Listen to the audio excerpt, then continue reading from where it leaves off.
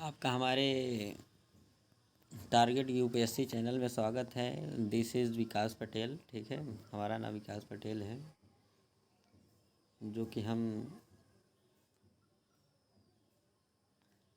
आज हम लोग पढ़ेंगे भारत का इतिहास। हमारा लोग का टॉपिक चल रहा था सामान्य ज्ञान, जो है कि अरिहंत बुक है। ठीक है, उसमें पेज नंबर हम लोग 5वां पढ़ेंगे आज। ठीक है, पेज नंबर 5वां पढ़ेंगे। ठीक है, तो आइए हम लोग देखते हैं अपने पेज नंबर 5वें में, जो कि हमारा टॉपिक चल रहा था प्राक इतिहास के बारे में। जो कि हमारा कौन सा टॉपिक चल रहा था?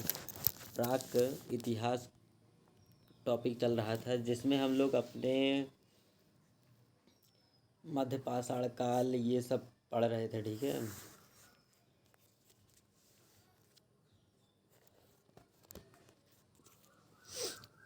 औजारों के प्राकृतिक के आधार पर प्राक इतिहास को 3 भागों में बांटा गया है, जो कि पूरा पाषाण काल था, मध्य पाषाण काल था। ठीक है, और नवपाषाण काल था, जिसको हम इंग्लिश में नियोलिथिक एज भी कहते हैं। ठीक है, जिसको हम इंग्लिश में क्या कहते हैं? नियोलिथिक एज भी कहा जाता है। ठीक है,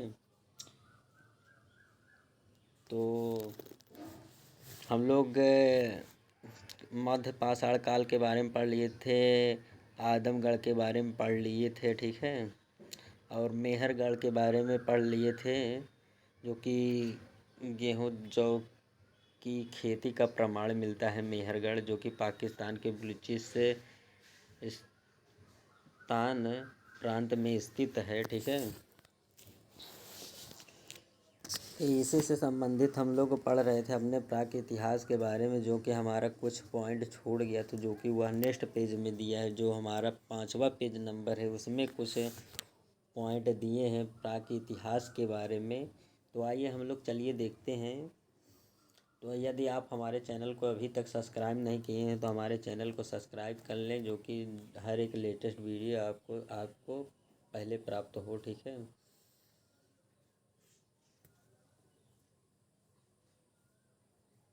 तो आइए सबसे पहले हम लोग देखते हैं।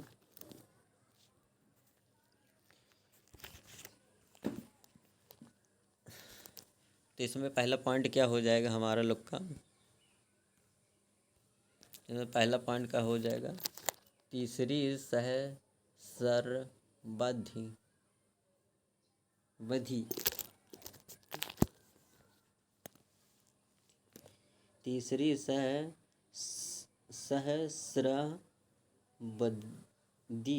ईसा पूर्व में कश्मीर में समृद्ध, ठीक है, समृद्ध नवपाषाण कालीन स्थान बुर्ज होम एवं गुफ कराल का पता चला है। ठीक है, गुफप कराल का पता चला है। किसका किसका पता चला है? नवपाषाण कालीन में, जो कि कश्मीर में समृद्ध नवपाषाण कालीन स्थल है। ठीक है, बुर्ज होम और गुफप कराल नाम का पता चला। ठीक है, तो आइए हम लोग बुर्ज होम के बारे में पढ़ते हैं। बुर्ज होम जो कि है दिया गया है। बुर्ज होम में स्तंभ गर्त तथा गर्तगृह का साक्ष्य मिला है। मनुष्य के साथ कुत्ते, भेड़िए तथा जंगली बकरे के समाधान के प्राप्त हुए हैं। ठीक है, तो आइए हम लोग चले देखते हैं नेक्स्ट पॉइंट। उत्तर प्रदेश के बेलन घाटी में स्थित, उत्तर प्रदेश के बेलन घाटी जो है उसमें स्थित कोल्डी हवा नामक स्थान से, ठीक है, चावल की कृषि का साक्ष्य मिलता है। जो कि उत्तर प्रदेश के बेलन घाटी में स्थित कोली हवा नामक स्थान है, जहाँ से चावल की कृषि का साक्ष्य मिला है, जो 7000 से 6000 ईस्वी पूर्व का है। ठीक है, चिरांद जो कि बिहार में है। ठीक है, से चिरांद जो कि यह चिरांद स्थान जो है वह बिहार में है, जहाँ से हड्डी के अनेक उपकरण पाए गए हैं जो हिरण के सींगों के हैं। मनुष्य ने सर्वप्रथम कुत्तों को पालतू बनाया है। ठीक है, मनुष्य ने सबसे पहले किसको पालतू जानवर बनाया है? कुत्तों को सबसे पहले पालतू जानवर बनाया है। ठीक है, तो आइए हम लोग देखते हैं।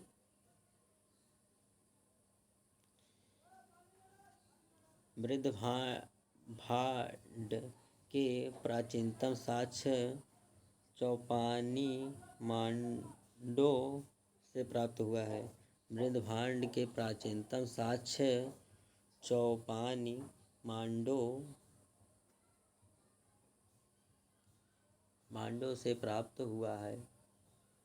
हुए हैं। ठीक है, मनुष्य ने सबसे पहले जिस धातु का उपयोग आरंभ किया वह तांबा था।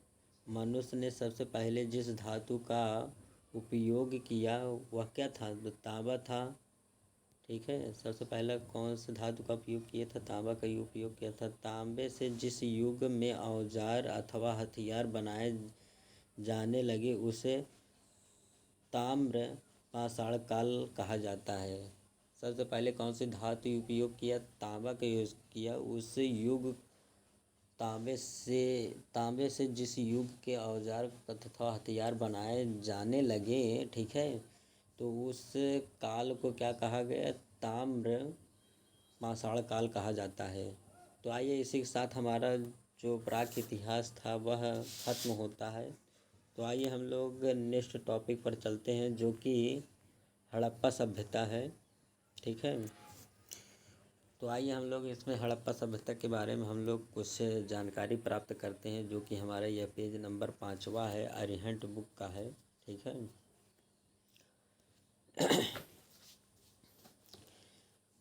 तो इसमें देखिए सबसे पहला पॉइंट क्या हो जाएगा? सिंधु घाटी सभ्यता विश्व की प्राचीनतम सभ्यताओं में से एक है। जो सिंध घाटी सभ्यता है वह विश्व की प्राचीनतम सभ्यताओं में से क्या है? एक है। यह गिटरिस यूफ्रेटस के तट पर मेसोपोटामिया नील नदी के तट पर मिस्र की सभ्यता एवं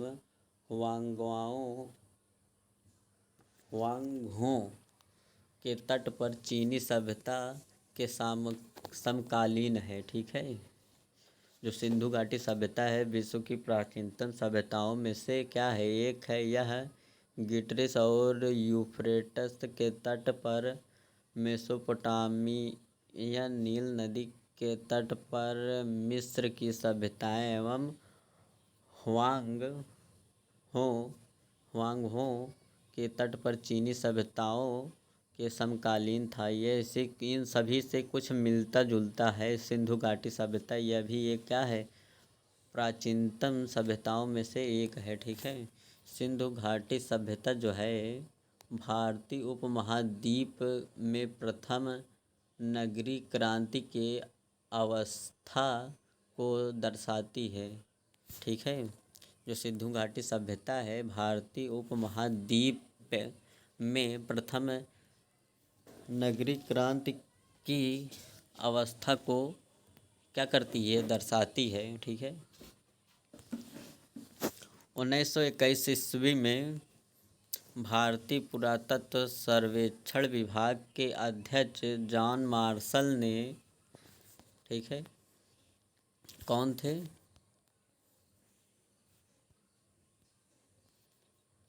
सिंधु घाटी सभ्यता भारतीय उपमहाद्वीप के प्रथम नगरीय क्रांति की सभ्य अवस्था को दर्शाती है। 1921 ईस्वी में भारतीय पुरातत्व सर्वेक्षण विभाग के अध्यक्ष जॉन मार्शल, ठीक है, जॉन मार्शल निर्देशन के सर्वप्रथम हड़प्पा की खोज के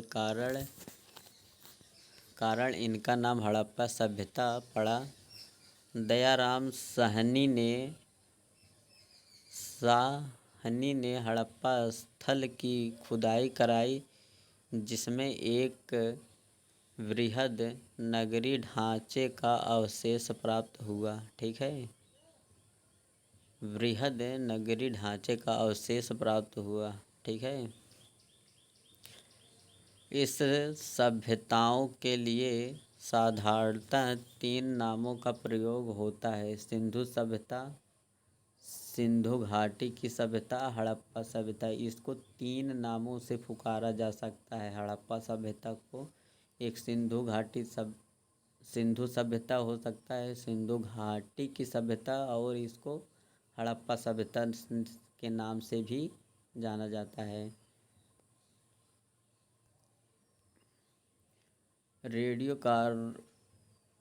रेडियोकार्बन C14 जैसी नवीन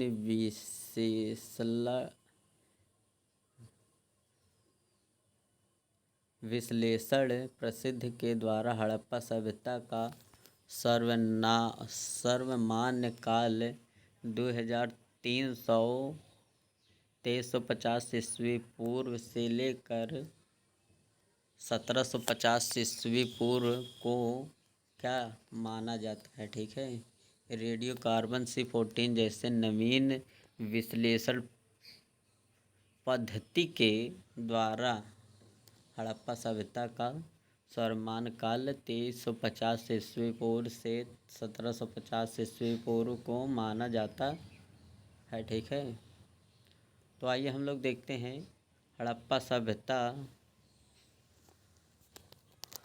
सभ्यता के प्रमुख स्थल उत्खननकर्ता वर्ष नदी स्थित कहाँ पर यह स्थित है, प्राप्त साक्ष्य क्या क्या साक्ष्य प्राप्त हुए हैं। आइए हम लोग देखते हैं। सबसे पहले हड़प्पा, जो कि इसका उत्खननकर्ता कौन है, दयाराम सहनी, जो कि कौन से वर्ष में इसको खोज किए थे,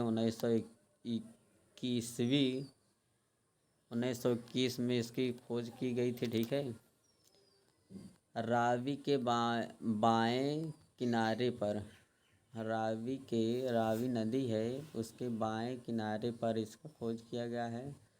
कहाँ है ये, मोंटगोमरी, पाकिस्तान। यह जो कि कहाँ पर स्थित है, मोंटगोमरी, जो कि यह इस टाइम वह पाकिस्तान में स्थित है। जो कि पहले अगर भारत और पाकिस्तान जब अलग नहीं हुआ था तो यह भारत में ही था। ठीक है, इस टाइम यह पाकिस्तान में चला गया है। यहाँ से क्या क्या साक्ष्य प्राप्त हुए हैं, मोहरों पर एक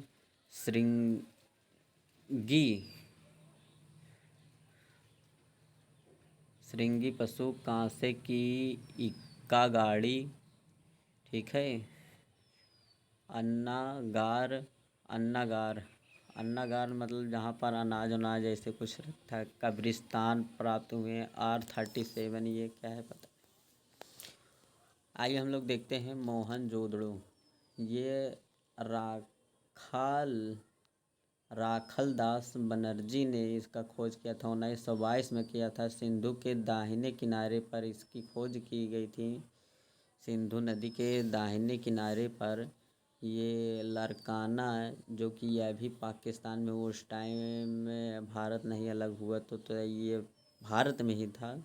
3 मुख वाले देवता, इसमें किसकी खोज की गई थी, कौन कौन से साक्ष्य प्राप्त होते हैं, एविडेंस जिसे कहा जाता है।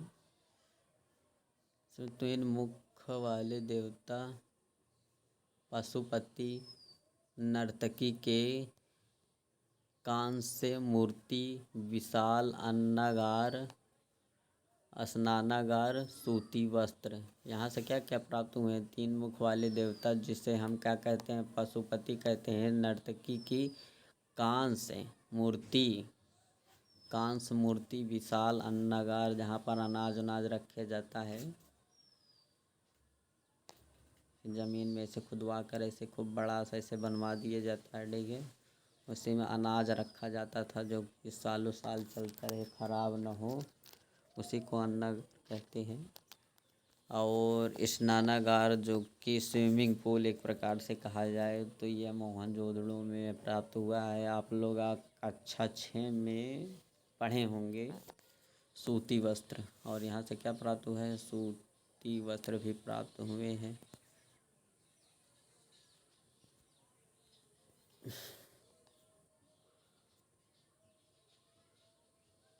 चन्हू दड़ो इसकी खोज किसने की थी, एन.जी. मजुमदार। एन.जी. मजुमदार 1931 ईस्वी में इसकी खोज की गई थी। किस नदी के किनारे की गई थी, सिंधु नदी के, जो कि सिंधु पाकिस्तान में स्थित है। इस टाइम मनेक बनाने के कारखाने मनके बनाने के कारखाने यहाँ से साक्ष्य प्राप्त हुआ है। कालीबंगा अमलानंद घोष जो कि इसकी खोज करता है। 1953 ईस्वी में इसकी खोज की गई थी। घंघघर सरस्वती नदी के किनारे स्थित है। श्रीगंगानगर है ये, जो कि यह राजस्थान में है। जूते हुए खेत मतलब कि खेत जोता हुआ, जो कि उसको मतलब हल वल से जोता होता है, ऐसा कुछ मिलता है। नक्काशीदार ईंटें जो कि ईंटों में ईंट जो होता है उसमें नक्काशी मतलब डिजाइन वही सब बना रहता है। अग्नि देविका पक्की मिट्टी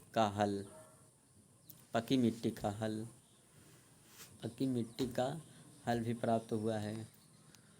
कोट दीजी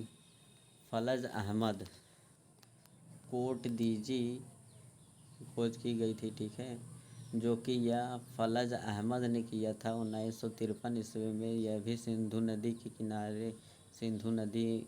किनारे स्थित है। खैरपुर जो कि यह भी पाकिस्तान में स्थित है। यहाँ पर क्या मिले हैं, पत्थर के बाड़ाग्र ये क्या होता है पता नहीं, पत्थर के बाड़ाग्र।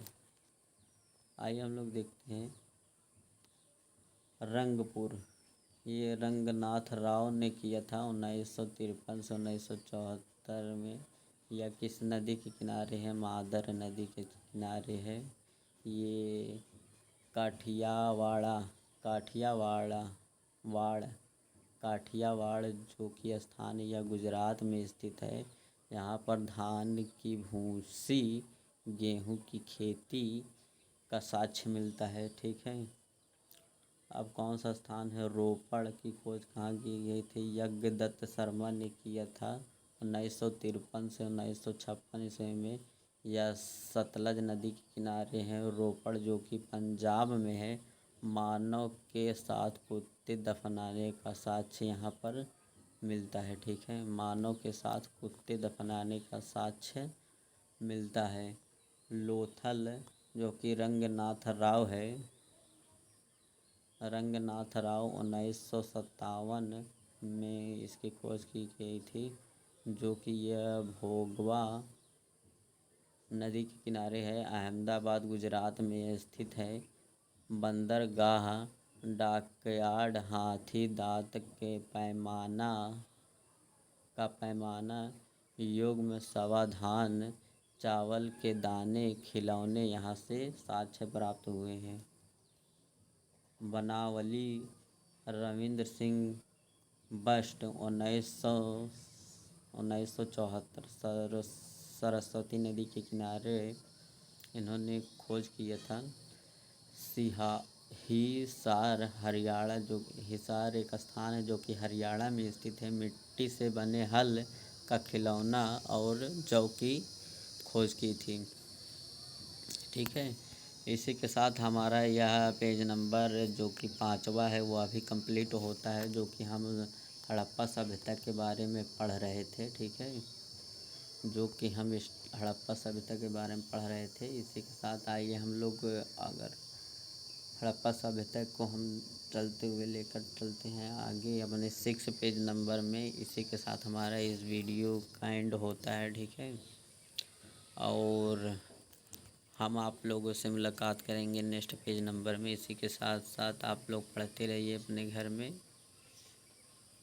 हमारे चैनल से। अगर आप लोग हमारे चैनल को अभी तक सब्सक्राइब नहीं किए हैं तो सब्सक्राइब कर लीजिए, जिससे हर एक नई वीडियो, लेटेस्ट वीडियो आप तक पहुंच सके। इसी के साथ धन्यवाद।